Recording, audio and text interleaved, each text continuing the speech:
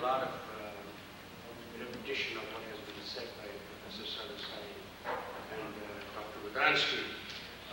My challenge this morning, given by our president, Dr. Vijay was to give you a historical perspective from 1947 to present about what's happening in Kashmir, to better understand how Kashmir, whom the Mughal emperor called the paradise on earth, has been converted into an ideological battleground between, the way I put it is Islamic dictatorship and democratic secularism.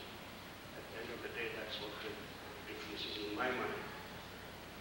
We talked about the root cause of problems, which is really two types of value system, two values of social organization. One is the super-Messianic Islam, which gave birth to Pakistan, and obviously for Hindus and for the majority of the secular Muslims, India is really multicultural, multi-ethnic, and multi-religious. This dichotomy obviously resulted in the partition of India. I'm not going to go into the detail of that. But I think one thing we should point out, we talk about that the ruler of this state didn't make up his mind whether to go to Pakistan or India. Remember, Kashmir, Jammu and Kashmir has an overall Muslim majority. But most of those guys lived in only 16% of the territory, which is in Kashmir. 84% of the territory of Jammu and Kashmir comprises Ladakh and Jammu. And they're the majority of Buddhists and Hindus. So it's not a clear-cut kind of a thing that this is an overall Muslim majority state. But most of the region, 84% of the region, is actually we talked about, something was talked about the invasion of Pakistan in 1947. But let me relate to it. There were actually three invasions. Pakistan invaded in 1947. They invaded in 1965, which resulted in the Tashkent Agreement between India and Pakistan. And in 1971, they did it again. And this time, they paid a very heavy price because of the fact that it led to the birth of Bangladesh and buried the two-nation theory. And they signed the Shilla Agreement. Shilla Agreement basically made the two countries agree to solve all the bilateral issues peacefully. And agreed also to convert the ceasefire into the line of effectual control. And I think the thinking was that as these countries resolve their outstanding differences, they would eventually convert this thing into an international boundary. At least that was the thinking at that time. One of the things we also talked about that the United Nations got involved because India took the issue to the United Nations. But suffice it to say that the United Nations really did not take any stand either in favor of India or Pakistan. They basically said, hey, do the ceasefire and again return all the refugees, form a coalition government. But that's history now because everything is being replaced by Shilla Agreement right now. And Pakistan has not fulfilled the terms of the Shilla Agreement. Okay. And what has happened is after the 1971 war, Pakistan has waged a proxy war. And I think that has been, as Dr. Vedansky mentioned, that in the 70s there was the rise of Islamism in Iran, the defeat of the Soviet Union, in Afghanistan, and I think this has emboldened Pakistan to wage a proxy war, use the same type of model that they did in Afghanistan to basically take India out of Kashmir. And I think the goal there is total domination of Islam in all walks of life in Kashmir. In fact, I had some slides that showed press releases in Al-Safa that basically said that the goal of our struggle in Kashmir is the domination of Islam in all walks of life. And there were some slide also showed the warnings and threats to the Kashmiri Pandits, and actually ultimatums to get out of the valley within 2 days. Okay, and an example of handbills that have been put on the houses of Kashmiri Pandits, which said, "Allahu Akbar, run away infidels, jihad is ahead," and that really scared a lot of us, and we left our homes. And this was also backed by the murder of about 2,000 Kashmiri intellectuals, Pandit intellectuals, and we have 350,000 people, refugees now.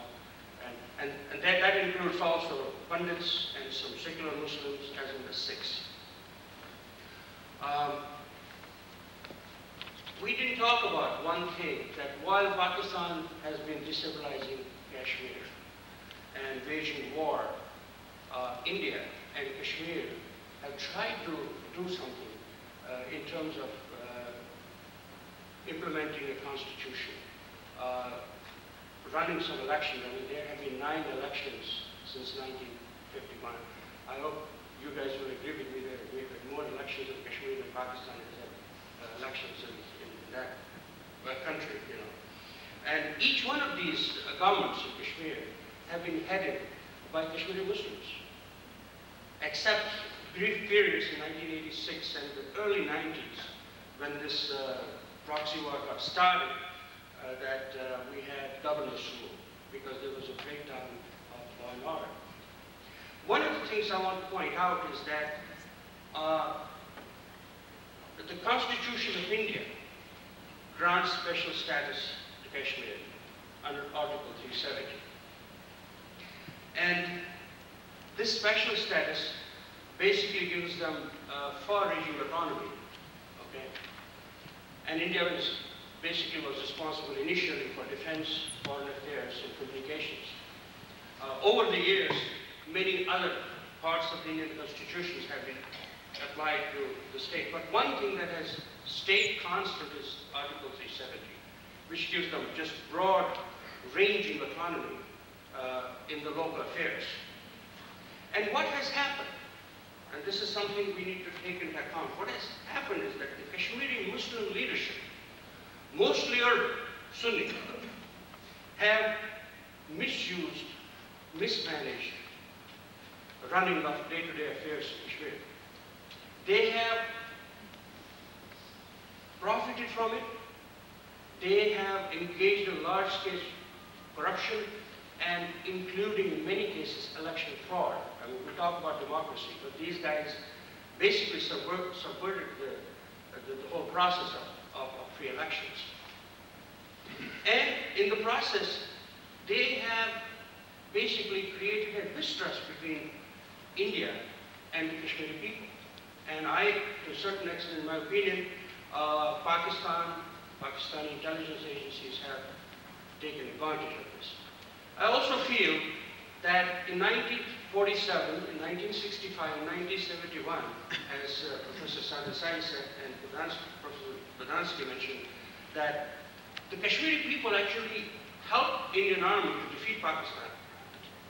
So in 1971, after 1971, Pakistan and the Jamaat-e-Islami went in a very concerted effort to start converting the minds and hearts of young Kashmiri Muslims through madrasas.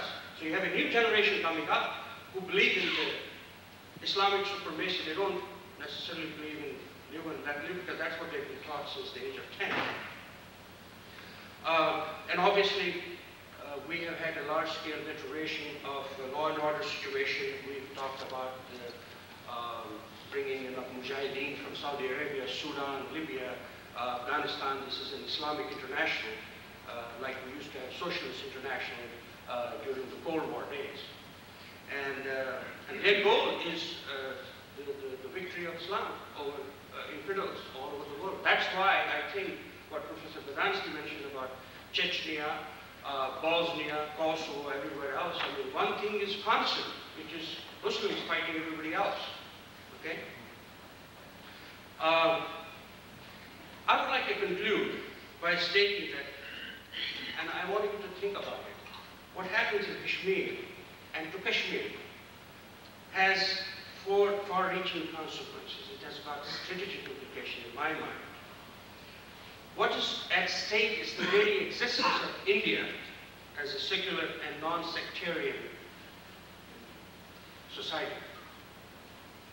Already, sections of Hindu society are asking some fundamental questions. They're saying, hey guys, go back and look at Pakistan. There was 10% population of Hindus. They have been decimated, it's less than 1%. Bangladesh Hindu population has been reduced. And even the secular democratic India, Kashmir, where the Muslims were majority, the Hindus were 15% of population in 1947, they're nothing, zero now.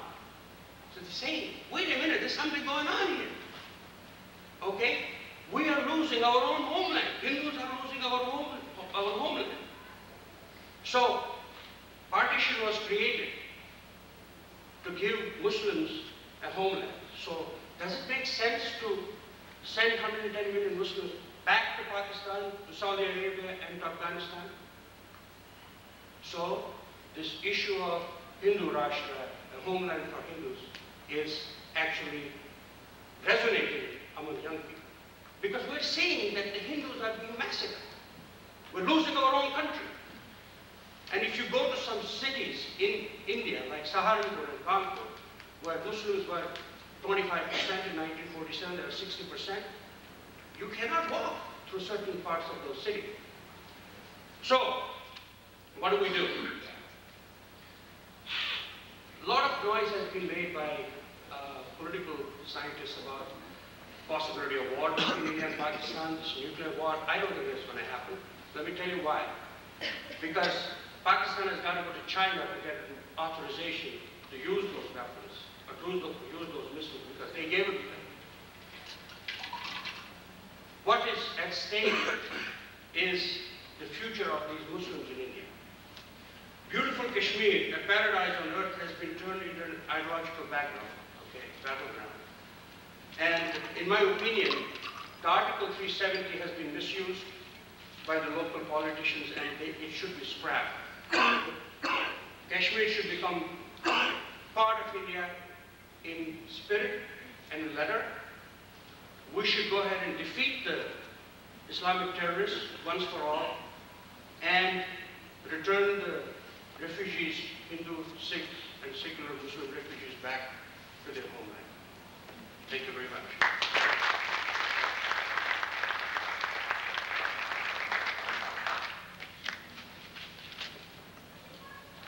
Thank you, Dr. Potedar. I'd like to request our convener, because my session started 15 to 20 minutes late, so I demand that we get those 15-20 minutes so that we do justice to our session. I've already been discriminated in back home in my own country. I don't want to be discriminated here.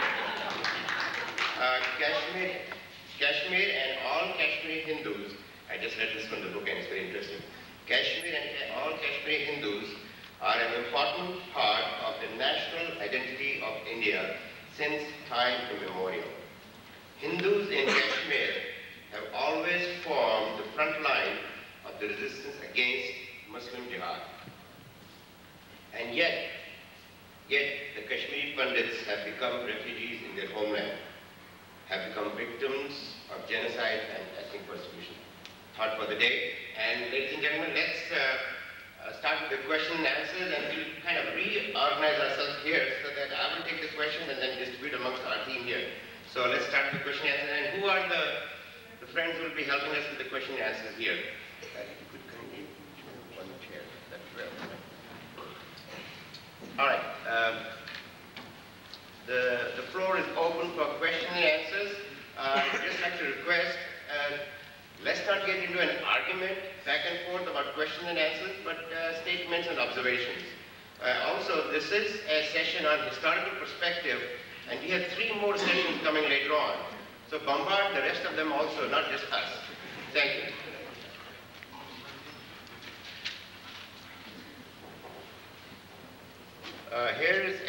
Here's a question for Dr. Yusuf Badesky. And give me a little time. All right, this is interesting one. You said that there is no possible solution in sight for Kashmir. Why can't international pressure be brought upon Pakistan under the leadership of US, like US has done in the case of other terrorist nations like Libya, etc.? Why can't the US redeem itself knowing that it is the US arms that have ended up with the Pakistani terrorists in Kashmir? I would let Yusuf handle this. We will have a format, we'll just sit down, we're all tired, so. Well, for the United States, Kashmir is a small dot on the map. Unfortunately or fortunately, but that's the reality of life. There's China, there's the whole issue of the emerging post-Cold War world, with a whole new tapestry of regional powers, emerging global powers, has been global powers, etc., etc., etc. The Pakistani government is exploiting the fact that it is the beneficiary of the tremendous support and empowerment by the rise of political Islam and the Muslim world as a political entity, a very assertive entity, the rise of Central Asia, and of course the rise of the People's Republic of China. Before we can bring to bear an effective pressure on Islamabad to cease and desist, we have to make sure that all of these countries go with us. Right now they are protecting and shielding Pakistan, and therefore the likelihood of the US ability to generate pressure on all of these countries to, first and foremost, contain Islamabad, I think, is nil, and therefore practically, and from a very practical and pragmatic point of view, I don't think it's going to happen. It can, but I don't think it's going to happen, and therefore my prognosis is that we're going to see a prolonged escalation and continuation in the Islamic subversion, the war by proxy in Kashmir, rather than that beautiful region coming into the stability it deserves. Apparently, these are all related to terrorism. The next question is, what is the militant strategy in targeting Sikhs now? And, okay, let's have the expert here. Let me do it quickly. The targeting of the Sikh is in order to open the communication roads from initially the communication road for smuggling spies, equipment, sabotage, whatever, explosives, etc., into the heart of India has been along the LOC in the central and northern parts of Kashmir. This has been blocked to a great extent by the Indian security forces. Therefore, they're opening the lower roads through Jammu and south of Jammu, and the 6 villages are just on the way, and as are the several Hindu villages of Jammu, so therefore they're being slaughtered so that to generate escape of the civilian population so that the convoys of the terrorists can move freely into the country. This question is for Dr. Sadasai. You mentioned that Nehru, Gandhi, Patel disagreed with two-nation theory since Hindus and Muslims had coexisted peacefully for centuries. Yet, over the same centuries, there are countless massacres by Muslims of Hindus for the explicit purpose of creating Islamic rule. How do you reconcile the twin views of peaceful coexistence and the creation of 60 million Muslims through carnage? These are two viewpoints. The one that I mentioned is based on the fact that the center of Muslim rule in India throughout history, the Muslim period history, was Delhi and Agra. For nearly 6 centuries, that was the center of political strength as well as military strength. And where do you find the largest number of Muslims on the subcontinent? Not around a place where there was political and military strength, but away from it, where today's Pakistan is. Away from there, where today's Bangladesh is. So which means that the political conversion, the religious conversion was not always done consistently by using political and military strength. There are pockets all over. It is true that something like maybe 30,000 Hindu temples were razed to the ground. There are something like 10,000 Hindu temples which were converted into mosques. It's true. But if you go on the roster of all the rulers, Muslim rulers in India, you would find that there was no persecution throughout as such. there were many Muslim rulers who recognized the need, the absolute need for Hindu-Muslim cooperation in running the administration. If you go, for instance, to Akbar's time, which is long 50 years, you are not talking of simply Akbar being liberal. Akbar finding the need, for instance, for the whole revenue administration to be entrusted to Raja Todarman, who was a Hindu. So therefore the entire revenue administration throughout the Mughal period, and which was copied by the British, the same system continued. And who was the creator of that system? A Hindu, Todarman. And there were many such examples, but time wouldn't allow me. So what I'm trying to say is that in the Indian National Congress, they tried to emphasize the areas of cooperation because they felt that there was no way that you could simply throw 100 million Muslims into the ocean. Because in the undivided India, 25% of the population was Muslim. And you could not simply therefore have a polity. Besides that, Gandhi, Nehru, Patel were modern people. In modern world, you cannot have a state based on religion alone. That is an old medieval idea. Thank you. And one last one for Dr. Kodidar. And this says, actually there are two questions. One is on removal of Article 370, which Chandru has provided. We'll answer some, we'll keep it for the next session. But this one is, as the ceasefire has failed, Dr. Kodidar, what options are left for India in dealing with terrorism? That's a pretty difficult question. Dr. Budansky basically said that we don't have any options. I think the ceasefire was a mistake by the government of India. It was certainly done with all the best of intentions, but the 200 sources of information that, the people who were giving information to the Indian security forces have been killed during the last 6 months. My thinking would be that the Indian government has got to unleash their entire firepower and absolutely destroy these Islamic terrorists, and most importantly, their soft support structure within the state administration and in the trade unions. I mean, they have infiltrated everywhere. And I think they have identified those people who are supporting them and highlight them. That's how, by the way, I lived in Brazil for 7 years during the height of Cold War. And how did the United States defeat communism around the world? They weren't pussyfooting. They went around and they identified the real leaders and they eliminated them, including General, what's his name, the guy in Chile. All over the world, it was war. We are in war, and we got to take the strategies that will win us this war. I have just 2 more minutes, and this question must be answered. It's a very good one. The Indian government, and it's open to anyone, the Indian government is supporting a Palestinian homeland. Those involved in the Palestinian movement are indulging in violence and is also backed by international Muslim terrorists like Libya, Syria, and Sudan, etc. How does this relate to Kashmir, where the homeland is for Hindus, and the terrorists are on the other side of subverting the demand for homeland? Why does India support Palestine? Is their policy misguided? The question is fair. Anyone wants to answer? Last question. Okay, the Indian government is supporting what they call a just solution for the Palestinian problem. The Indian government has never supported or encouraged terrorism, and the Indian government also maintains, especially the current one, exceptionally good relationship with Israel, including very strong cooperation in the fighting of international terrorism both sides of the ocean. Thank you very much, ladies and gentlemen, and give them a standing ovation as we get ready for the next session.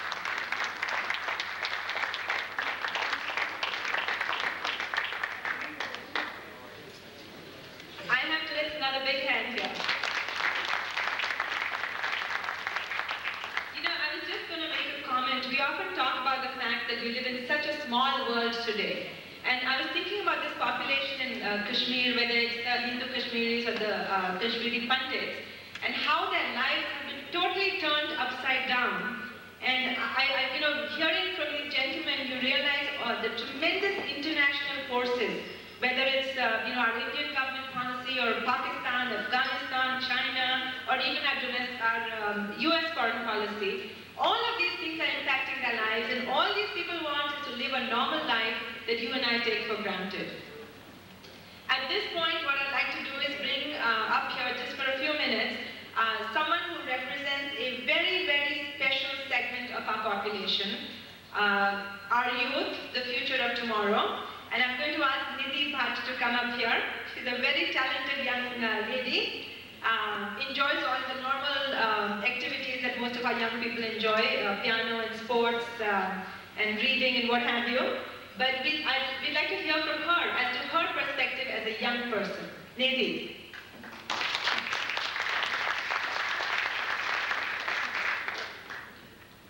Hello. My name is Nidhi Bhatt, and I welcome you to the Symposium on the Kashmir Conflict.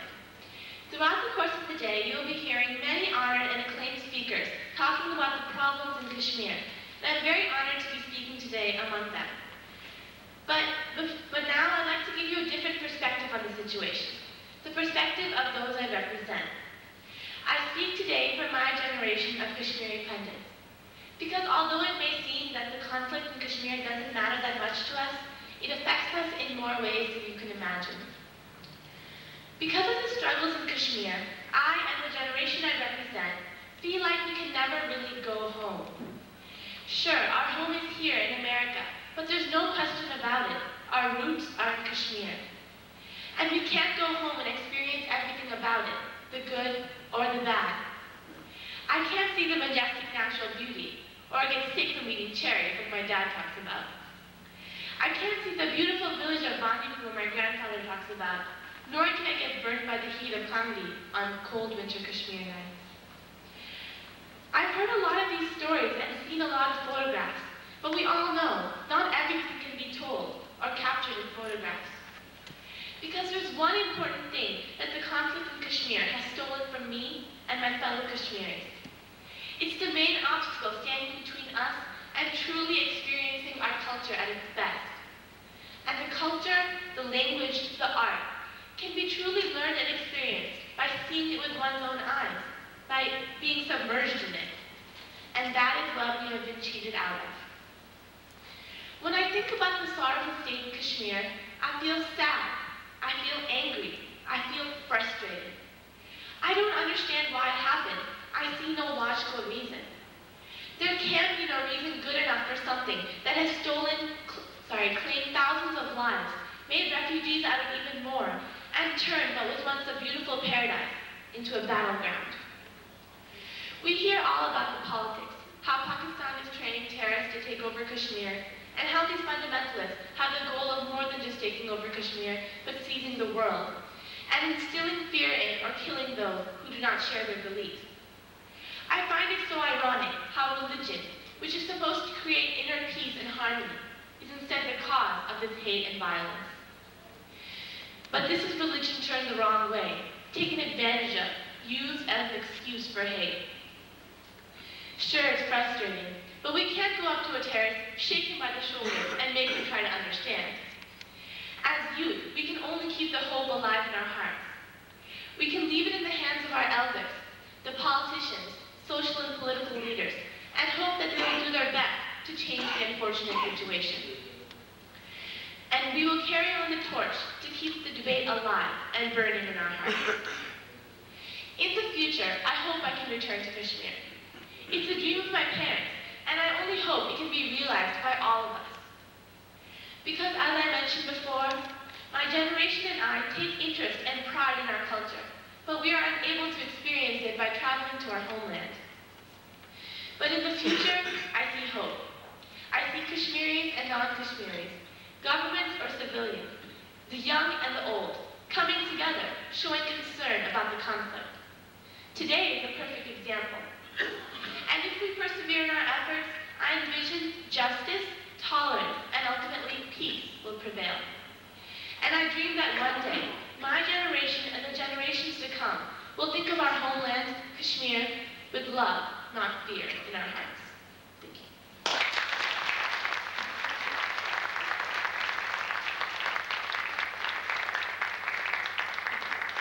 Ladies and gentlemen, wasn't that very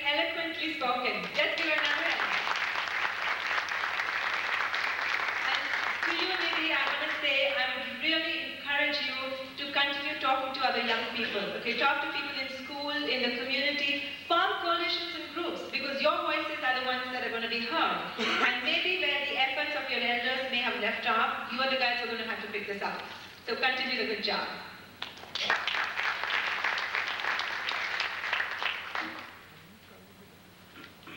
We're now ready for our second session of the morning, and this is titled Impact of Insurgency. And the moderator for this session is going to be Dr. Rajiv Pandit, who I understand is from Chicago. Dr. Pandit has just recently completed his residency, and in spite of the well-known crazy demands on our young emerging physicians, he has devoted a great deal of his time to political activism and has been, in fact, a very active member of the Indo-American Kashmir Forum. So, Dr. Pandit, if you want to bring your group up here.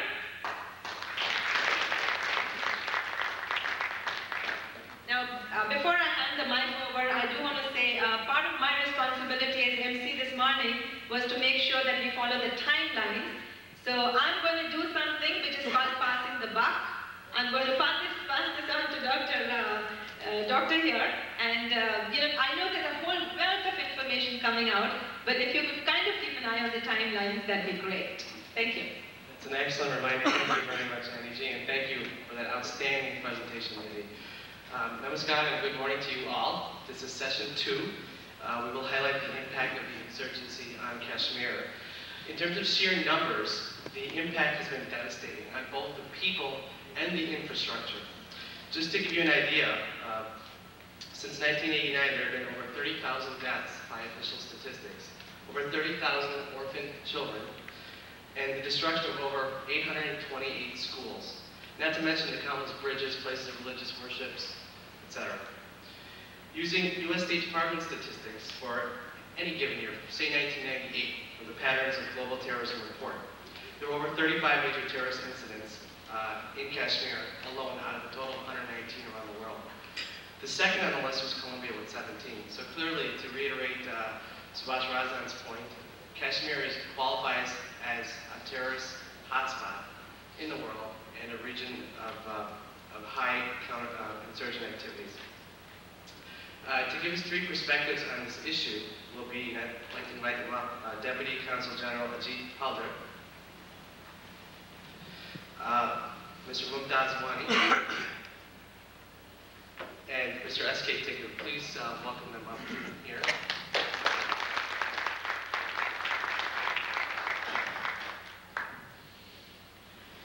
I'd like to remind everybody that to please write down your questions as you think of them. I will make another reminder after the second panelist has spoken, and at that time I would like to begin collecting them to save on some time. We will begin first with the government perspective. I'd like to invite Deputy Consul General, the Honorable Chief Halder, to please provide us with that perspective. Thank you.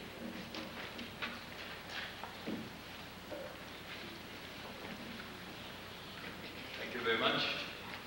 First of all, I'd like to take this opportunity to congratulate the IAKF and all the volunteers as well as the various organizations which have brought together this wonderful seminar. And I would also like to thank various dignitaries and members of various panels which are laid out for today's discussion. I'm sure there's going to be bright ideas and thoughts which are going to come out. And as Mr. Salwal had mentioned, that there's no specific emphasis on any resolution or anything of that sort, but it's basically a brainstorming session. And I think that's the appropriate way this kind of an issue should be dealt with. I was at a particular university very recently, and I came across a group of students who were dealing with crisis resolution. And as part of their study, they've taken up the Kashmir case. And when I asked them, they said that this was mainly because this is a classic case of how proactive campaigning, aggressive propaganda can bring an issue which is a localized, a regional issue to a level of international concern. And as some of the speakers just mentioned, including Professor Polanski, that this is really a classic case of how the Kashmir issue has been brought to the international fora. If you look into the details of the case, we find that the Kashmir problem, the origin of it, is of course mired in the various theories of Indo-Pak relations, the article of accession, the status of the Hindu king in Kashmir at that time, etc. But the fact remains that the genuine problem of the Kashmiris emerged at a period in the 70s when there was this demand from the Kashmiris, irrespective of their religious background, for certain privileges which they were being deprived of. This is a problem which we're quite used to in India, especially in a country with such multicultural, multi-religious, multi-linguistic background. We have problems in the Northeast, we have problems in UP, and there are ways of resolving this problem. But I would like to put your mind and thought to the fact that, while on one hand we say that the Kashmiris are supposed to be very docile, humble, reserved people with tremendous acceptance of religious tolerance, if that be so, then why do we have so much of violence in that state? And what is the reason for it? It is all insurgency. When I discussed with this group of students, they told me one thing, that the propaganda and proactive campaigning which is taking place in Kashmir is unique in that 70% of it is being done from across the border, and it's a pure case of insurgency. The government of India has traditionally followed a two-pronged policy. First has been to bring normalcy in the valley. Now this sounds very promising to achieve this kind of a target.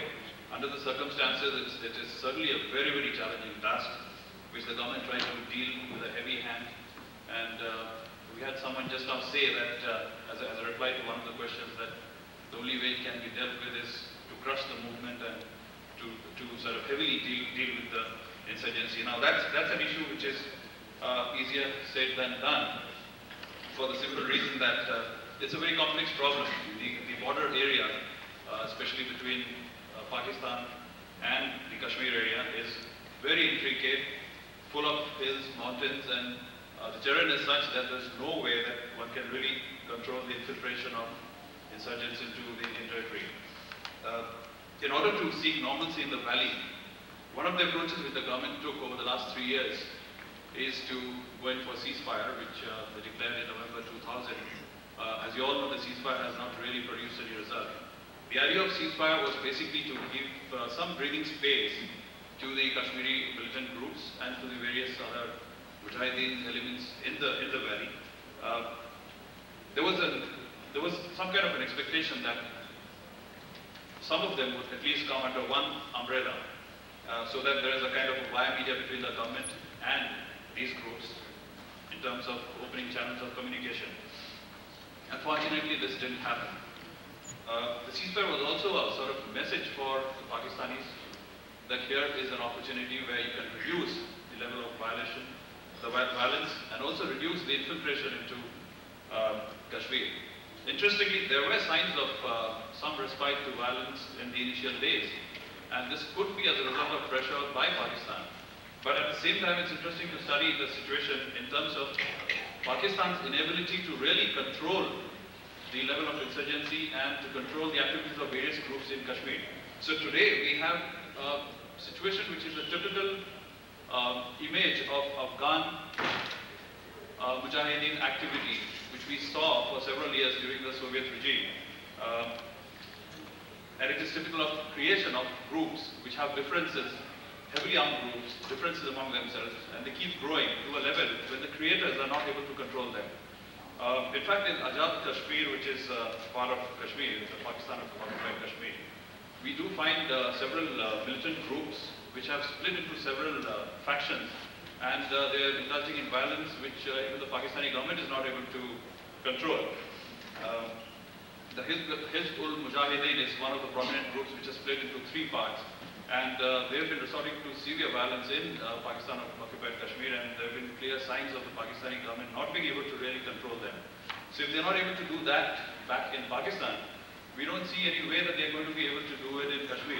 So the problem is now left to the Indian government to deal with, with of course some pressure from the Pakistani side. In terms of opening channels of communication, we have tried to, in 1999, February, you all know that Prime Minister has visited Lahore and the Lahore Declaration was signed. Now that was against tremendous odds and against a lot of objection from within political parties in India. He did go there, he signed the Lahore Declaration, which contained a clause mentioning about discussion on the Kashmir issue. Unfortunately, we all know that it ended with the Kargil conflict. And in spite of all this, we have now an offer from Prime Minister Vajpayee for Chief Executive Musharraf to come across for talks. Now this particular move is something which has taken a lot of people by surprise. And I find a lot of analysts back in India who've been very pro the Lahore Declaration and then they changed their views subsequently. They have objected to this move quite strongly on the grounds that they don't really see any hope of any successful talks, any successful resolution of the issue out of these talks. In spite of that, the government has gone ahead with this decision, and we hope to see or expect some kind of cooperation from the various insurgent groups in Kashmir while the talks take place. But this is going to be a very interesting example of how the insurgency aspect in Kashmir has links with the Pakistani government in terms of using it as a lever to control the status of negotiations between India and Pakistan. And I would just request you all to watch the developments over the next few weeks and months, and you will find that as and when things between India and Pakistan, the levels of discussion, the issues move away from the directions which Pakistan desires, you would find the level of insurgency going up suddenly in the valley. And you would also find that the demands of various terrorist organizations or various Kashmiri Mujahideen organizations or genuine Kashmiri Muslim organizations, if they are not adhered to by the government of India, the level of insurgency is going to go up. Here we have a difficult situation. The government of India has clearly stated that when we come to the table for talks, the issue is not going to be Kashmir as priority. Because we have always felt that when we are talking to a neighboring country, we have to certainly first build confidence. And that has to be on the basis of trade relations and a lot of other issues. And of course, the critical issue of Kashmir. Unfortunately, the Pakistani approach has been to prioritize the Kashmir issue. The Foreign Minister of Pakistan has discreetly mentioned in some of his statements recently that whatever be the level of negotiation during the talks, unless priority is given to Kashmir, nothing is going to emerge out of it. That is well taken, but the fact remains that with China, we've had several differences, we've had border disputes, but this is again a classic case in which both China and India have decided to put in the background all these differences, all these disputes, which about 8 to 10 years back were in prominence. And now we have trade relations, which is over the last 2 years expanded tremendously, and we have at least 46 Indian companies which are located in various Chinese cities. I was just reading a figure the other day, and I found that some of the Indian companies have huge establishments in remote Chinese towns, which one has never heard of. And this is an example of how you build confidence between two countries. And now, I guess, if the situation so demands, we would be prepared to hold talks with the Chinese on any issue. But in the Pakistani scenario, it is absolutely the opposite. I think I've come across this issue at various forums like this one and the Kashmir issue, and I found a lot of Kashmiri Pandits and Hindus having a lot of strong resentment against the government for whatever reasons. One being, of course, that they feel that that they're not party to any negotiations in the Kashmir issue. This is not true, because there's no negotiation as of now. We've not really started negotiating at any level. Frankly, the government is just about getting the feelers and trying to seek some viable channels of communication, which we have not achieved as of today. So once, I suppose, we have that channel of communication, secondly, if we have the cooperation of the Pakistanis, probably some kind of a platform would emerge where one could have concrete, solid discussion on the Kashmir issue. And once that emerges, that kind of a platform, then I'm sure the government is going to give priority to all the elements, all those parties involved in the Kashmir dispute. At the same time, I'd like to say that I think Kashmir, as I said in the beginning, it's a classic case of how proactivism and aggressive campaign produces results. Somehow the community, the Kashmiri Hindu community, probably has not been as active as they should have been. I've been here for 3 years. I'll be very frank, but I've not seen them really. This kind of a seminar, I've been to for the first time actually. And I find there is an element of differences. There's no cohesiveness among the community, and it is time that being in this country, they must realize that, especially at this juncture when the government is really going forward to hold talks with the Pakistani side, is giving a leverage and opening to the various groups in Kashmir. It is appropriate to move on at this time, get your forces together, and impress upon concerned authorities in the US as well as back in India. And I'm sure the government of India is aware of your concerns, and we're going to take every step possible to bring in all your concerns and all your issues. We have a very interesting situation when we had the KC Pump committee set up. The committee was basically set up because of a lot of criticism from various quarters saying that the government has been very biased on any body which it has formed while approaching the Kashmir issue. The KC Pant committee was a kind of a solution to this bias which the community has, the Kashmiri community had. Unfortunately, the committee also ended with a total failure in the sense that the goals before the committee, whatever were set before the committee, it could not achieve. And this is again due to lack of cooperation, lack of sort of cohesiveness among the various Kashmiri groups. We just hope that the Kashmiri Hindu community in the US and in the rest of the world, in the UK, in Germany, where they're in large numbers, are in a position to, over the next few months, as the talks begin with Pakistan, and subsequently hope that the talks would also include the other parties, they're able to project their views and opinions in the appropriate manner, so that a representative body of such people, maybe from the US or maybe from groups in the UK or Germany, together are able to represent and present the case before the government of India. Thank you. Thank you, sir, for sharing that insight and for touching upon the status of negotiations, which we'll get more into after lunch in our last two sessions. At this point, I would like to introduce our next panelist, Mr. Mumtaz Wani, who is an attorney from the Washington, D.C. area. He graduated from the George Washington University Law School and then actually returned to Kashmir, where he was a practicing attorney. He is currently a member of the Delhi Bar Council and was General Secretary of the Kashmir Bar Association. He has been involved in the Kashmir conflict both from the inside and while in Kashmir, as well as from the outside while here in the United States. He is not a politician, but he aspires for genuine peace in Kashmir, and that's what brought him here. I want to personally welcome and thank him for joining us here today to share his perspective.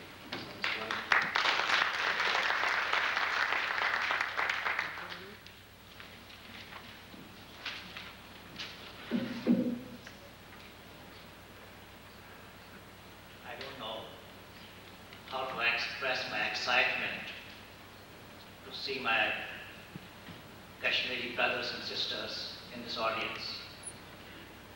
Believe me, I'm excited. I wish we could meet in Kashmir and share Damodus and Vaishnavas together.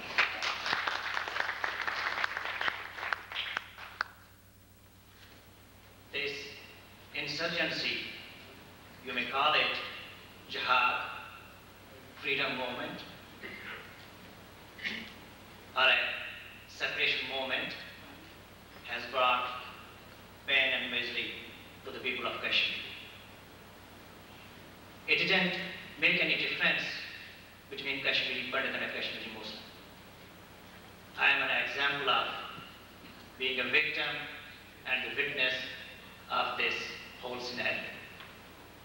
I lost my two brothers in this bloody struggle.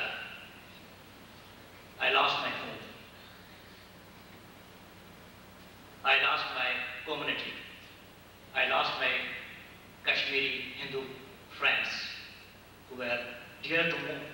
more than my deceased brothers.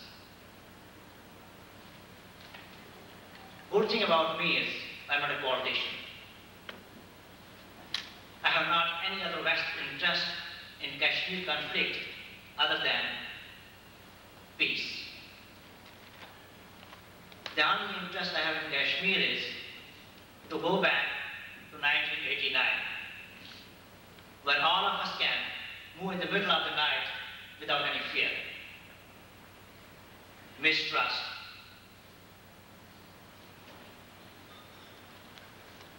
I believe that all of you who migrated after 90, when you saw the bloodshed in Kashmir, you may be here with all your chores of day, but at night you'll be back home in same old lands of Kashmir,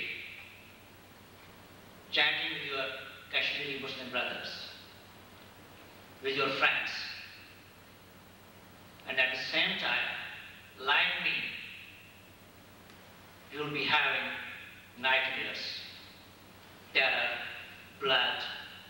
You don't know who is going to kill you. A stray bullet may come and hit you. I was in, as is mentioned, Secretary General of Kashmir Bar Association, which is very active in Kashmir.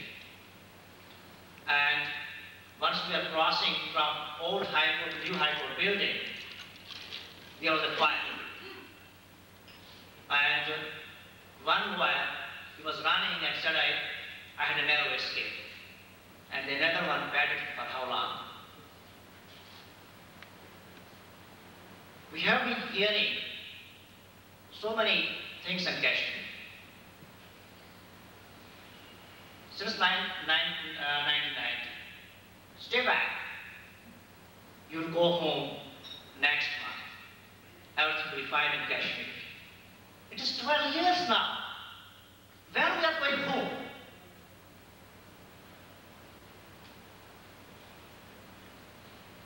We will be a part of history very soon. 12 years is a big period. It's one complete generation. Whether staying in USA or in Kashmir, we are sufferers. Our kids in Kashmir cannot breathe freely. At least we have this liberty to speak freely at this form outside Kashmir. In Kashmir, we are caught in 2 guns.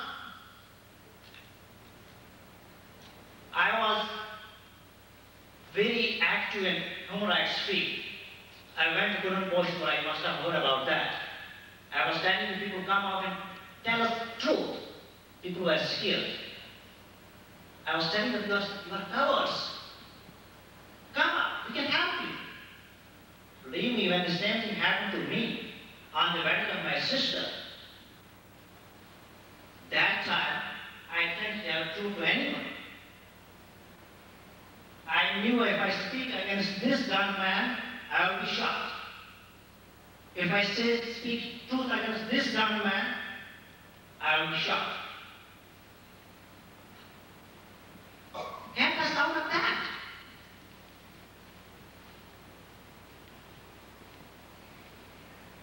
For 12 years, we have been fighting this militancy. You have been fighting this insurgency. You have failed. You have miserably failed.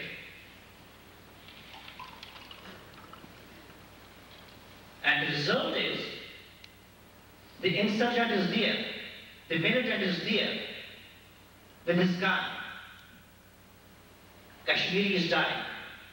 Kashmiri is outside his home. He cannot go back. We are all talking about the solutions. It should be an integral part of India. It should go with Pakistan. It should stay independent. Eliminate the whole thing. We are not talking about the method how to start it. What is the procedure? We make one committee and then ultimately after couple of months say that it was a tremendous failure. We had ceasefire, it failed. We had basic path committee, it failed. Why are you making these shortcut experiences at our cost?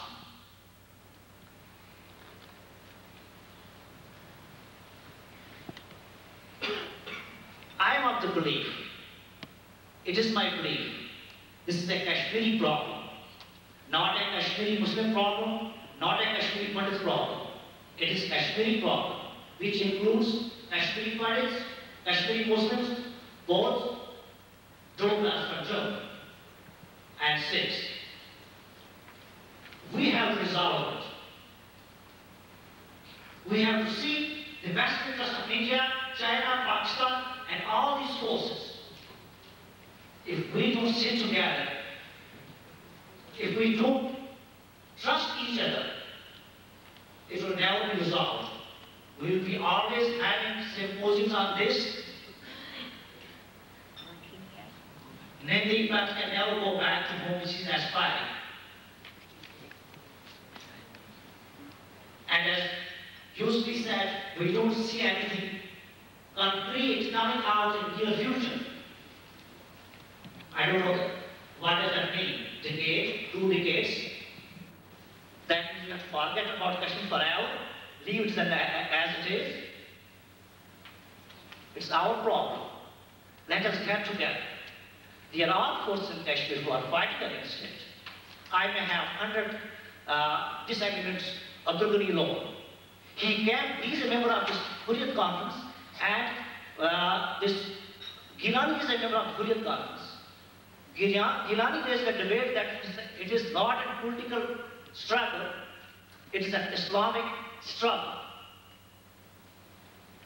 And this person, I don't believe in his politics, but he came on the street saying, no, Gilani is wrong. It is not an Islamic struggle, it's a political struggle.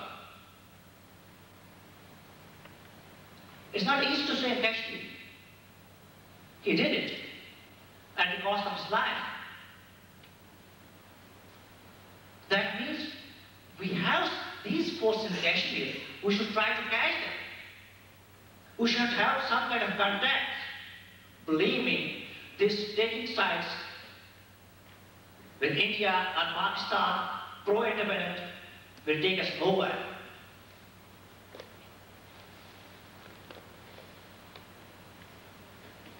I have something to say to my Kashmiri buddies. The empty houses are not the signs of glory in Kashmir.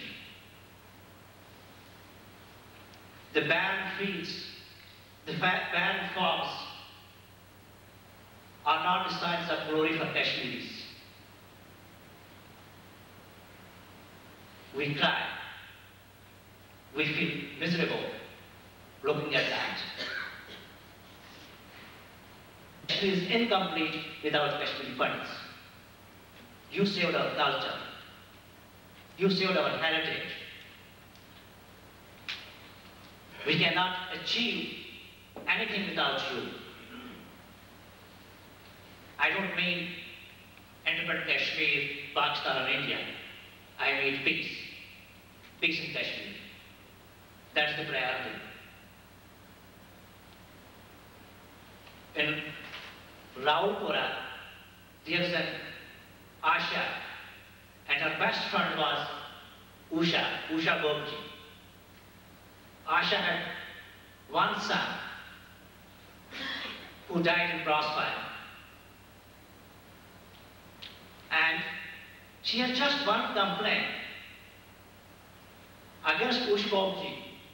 She didn't say a word of sorrow on his death. Whenever there is violence in Kashmir, we never heard anything from our Kashmiri Pandits condemning that. As I again say, you are a part of Kashmir. You will return in peace. will be again together, but these scars will be there. What we did in those periods when we were separate, what was our role in those days. Coming back to the insurgency, the answer is not violence for violence. That's their agenda. You are basically playing in their hands. There are many strategists who know how to deal with that. But the aim of the guerrilla warfare is to attract reaction. And they achieve that. They held one